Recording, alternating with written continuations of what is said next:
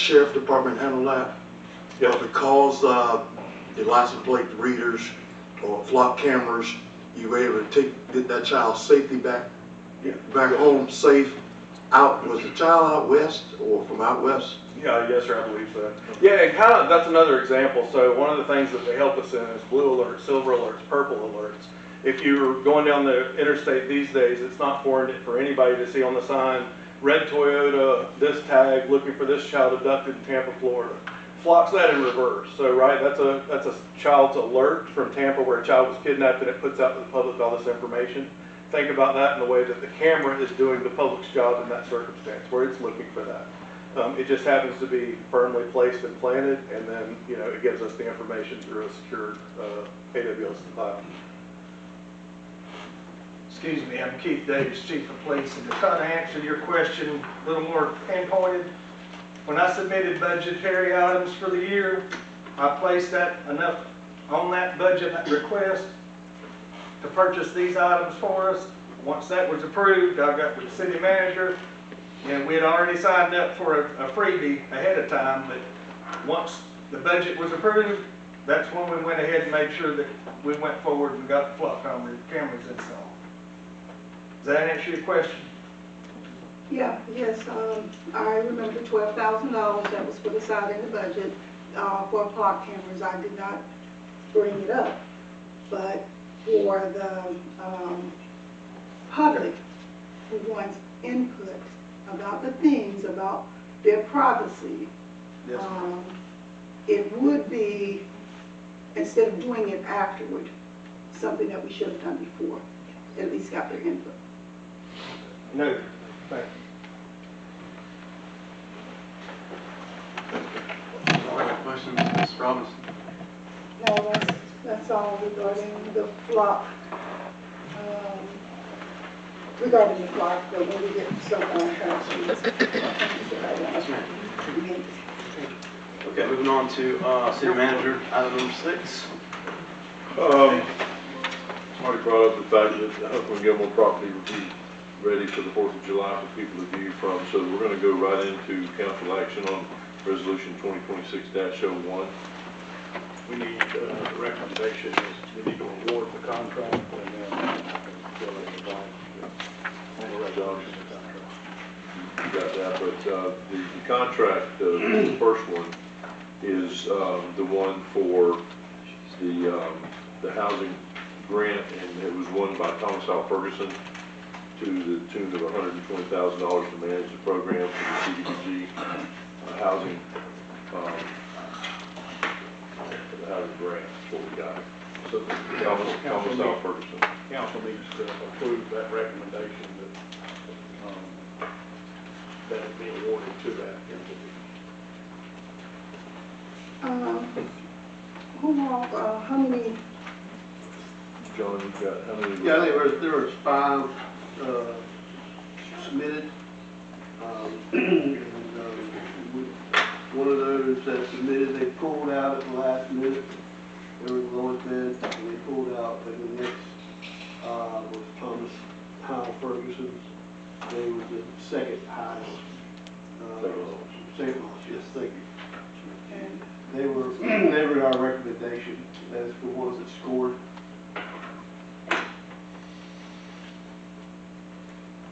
Based on the price that they offered. All right, we'll get the pleasure of the council. Make a motion to accept the Thomas Howell Ferguson bid. I second that. Motion and a second. Do we have any discussion? Hearing none, all in favor? Aye. Opposed, like sign. So with that, Mr. Campbell, I'll read City Council Resolution number 2026-01. It's a resolution of the City Council of the City of Live Oak, Florida, accepting a bid from Thomas Howell Ferguson, PA, related to grant administrative services, providing for the award and execution of a contract for a price not to exceed $120,000, and providing for an effective date. And if that resolution then is approved, attached to it would be the corresponding contract that will then be presented to Thomas Howell Ferguson for execution by them and the mayor. All right, having heard that, it'll be the pleasure of the council. Make a motion for resolution 2026-01. Second. Have a motion and a second. Any further discussion? Hearing none, all in favor? Aye. Opposed, like sign. Resolution 2026-01 is approved. The next one is, the winner of this one was North Florida Professional Services for $75,000. There was also 5 applicants for this one. And North Florida Professional Services, this is for the CDBG well grant, providing the 3rd well for Live Oak, since we had one that's been down for about 7 years. We need to make sure we have another well and enough pressure in the system to manage what we need to do. So North Florida Professional Services won this one. We need a council's ratification that it be awarded to North Florida Professional Services. All right, hearing from city manager and city attorney, be the pleasure of the council on the board. Make a motion to award North Florida Prairie Services $75,000 bid. Have a motion Oh, second. and a second. All right. Any further discussion? Hearing none, all in favor? Aye. Opposed, like sign. All right, Mr. Attorney. City Council Resolution number 2026-02, a resolution of the City Council of the City of Live Oak, Florida, accepting a bid from North Florida Professional Services related to grant administrative services, providing for the award and execution of a contract for a price not to exceed $75,000, and providing for an effective date. All right, you've heard from the city attorney reading the resolution. It's the pleasure of the council. Make a motion for resolution 2026-02. Second. Motion and a second. Any further discussion? Hearing none, all in favor? Aye. Opposed, like sign. Resolution 2026-02 is approved. Moving on to agenda item C. Discussion of possible council action for the first reading of ordinance 1553, creating a new section for pedestrians prohibited in traffic separators.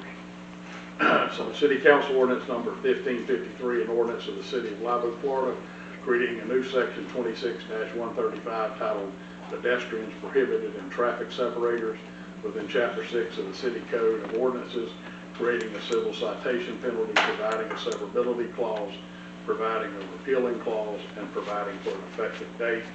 And essentially what this means is that in those medians within the city limits that are less than 6 feet, the pedestrians would not be allowed to stand in there, either to solicit funds, campaign, do whatever, but any median or public right-of-ways in excess of 6 feet, they would be allowed to assemble peacefully and lawfully.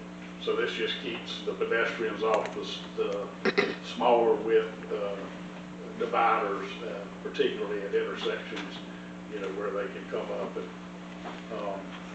be accessible to the cars within that distance. So it's a safety issue. And then we have the data within the proposed ordinance that would relate to the types of incidences that we're trying to prevent.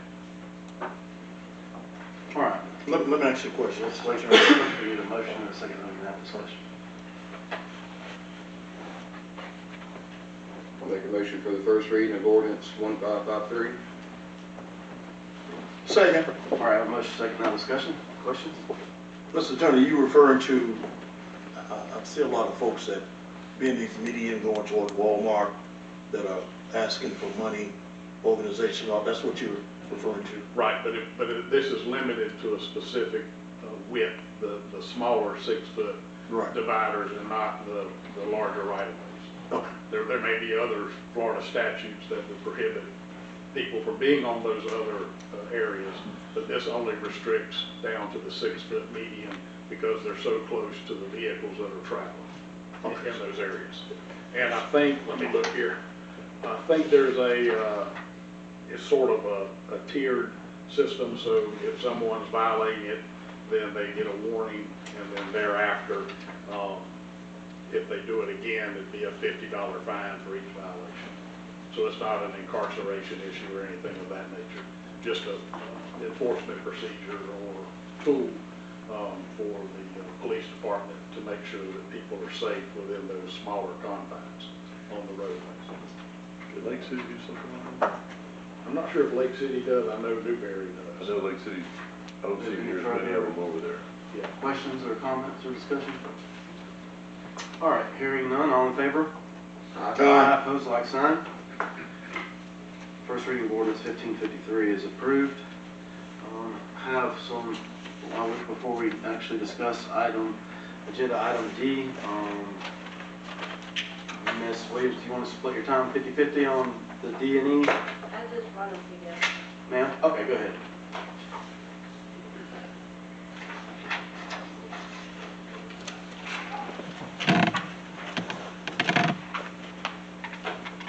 I need to give my address. Just say your name, it's fine. Just your name.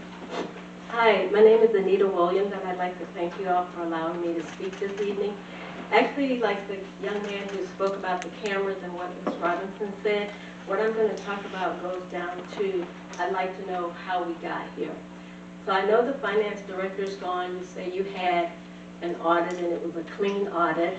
Like Ms. Robinson said, I hope we can have another audit and it's an outside audit, much like the county had. And the question that I have is, the young man who is, I guess, a major developer has an excellent open door policy and is very easy to get a meeting with Mr. Sessions.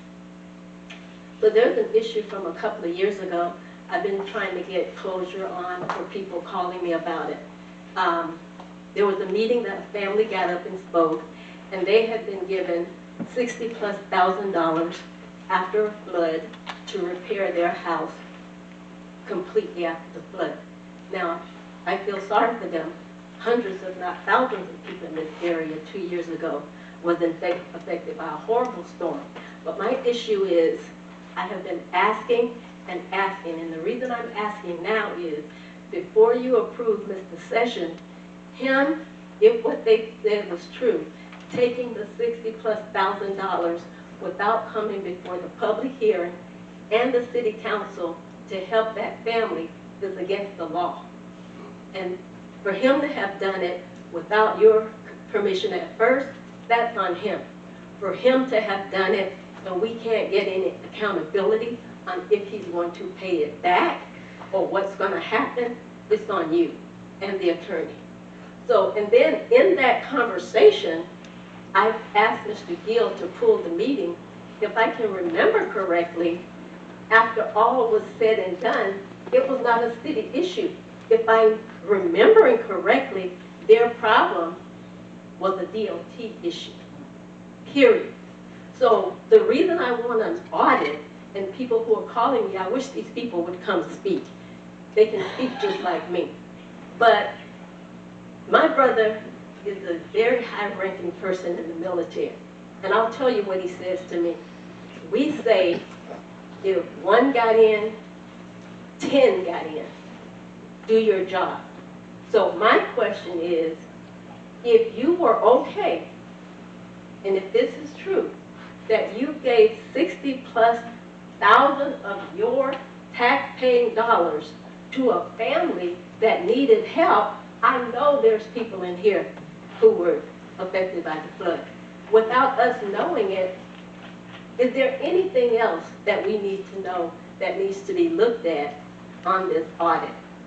That's all. And I want to go to the article in the paper of people saying people are being attacked. I'm off. I just want to say, I don't come up here to attack anybody. I get calls. I am an advocate, and I advocate for those without a voice. So this is not personal. This is not a vendetta. This is public funds that I have not been able to get an answer on what is going to be the transparent rectification for the public to know. Thank you. Thank you. Ms. Reddish, do you want to wait till you're item E, correct? Yes. All right, I'm getting ahead of myself, I'm sorry. I think that's it. All right, item D.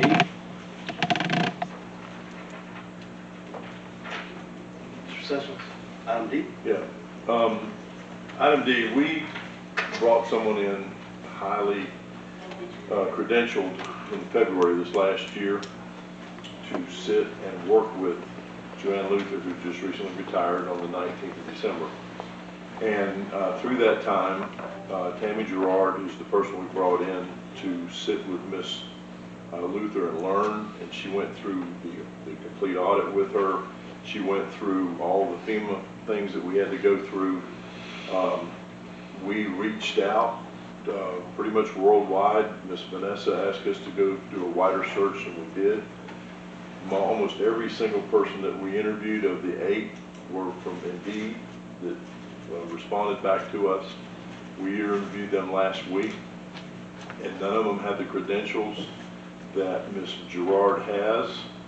So that, therefore, I want to recommend Ms. Gerard be the new finance director for the city of Live Oak.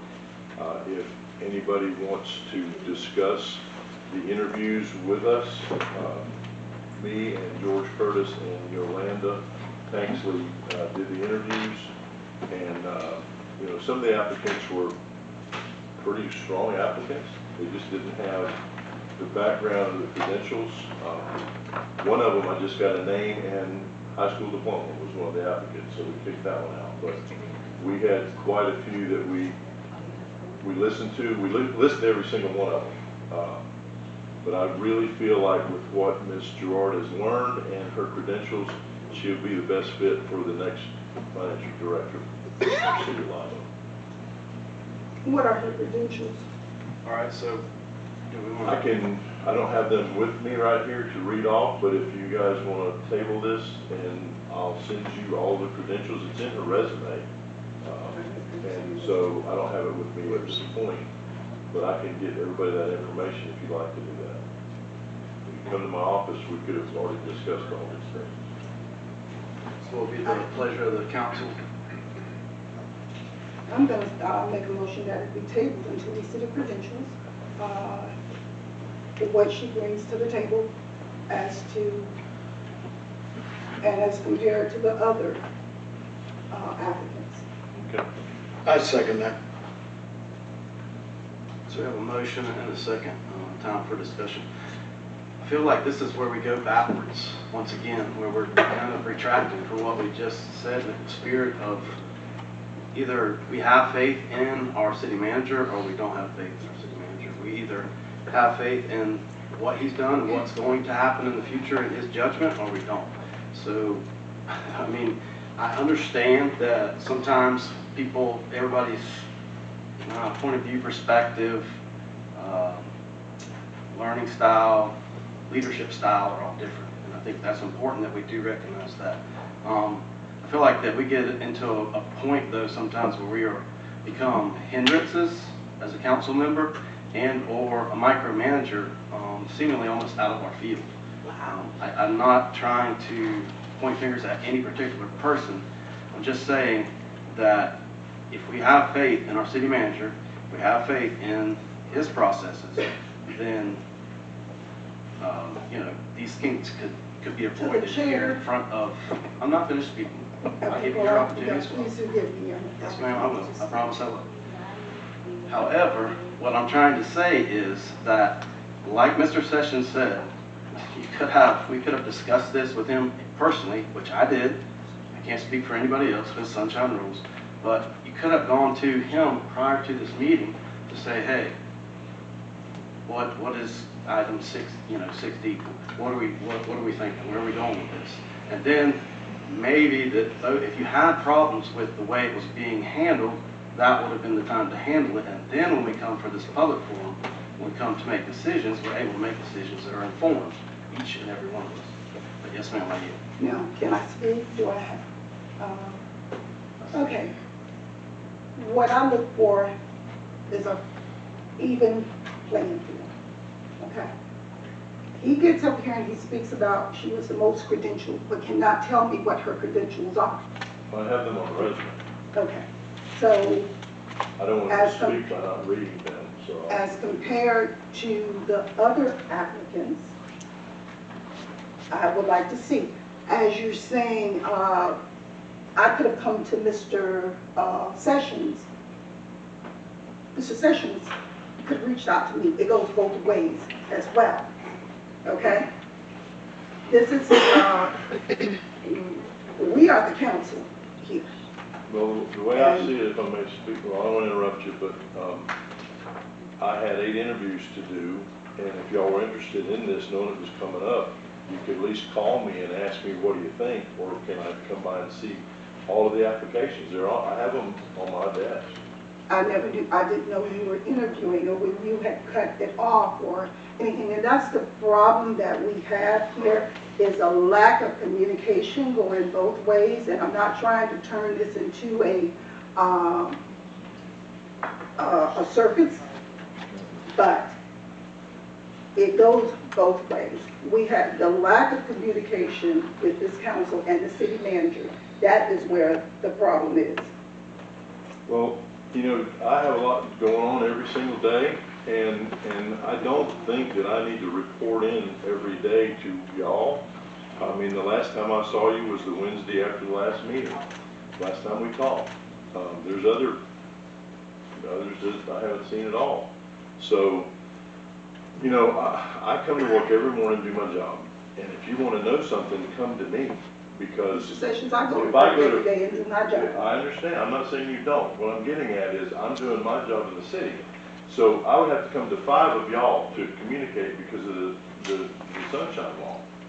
But if y'all would even just call me and ask me what's going on today, I'd be more than happy, last week when I was doing the interviews, to say, well, I'm finishing up my interviews and getting these done, and by then I could have given you a synopsis of what we had going on.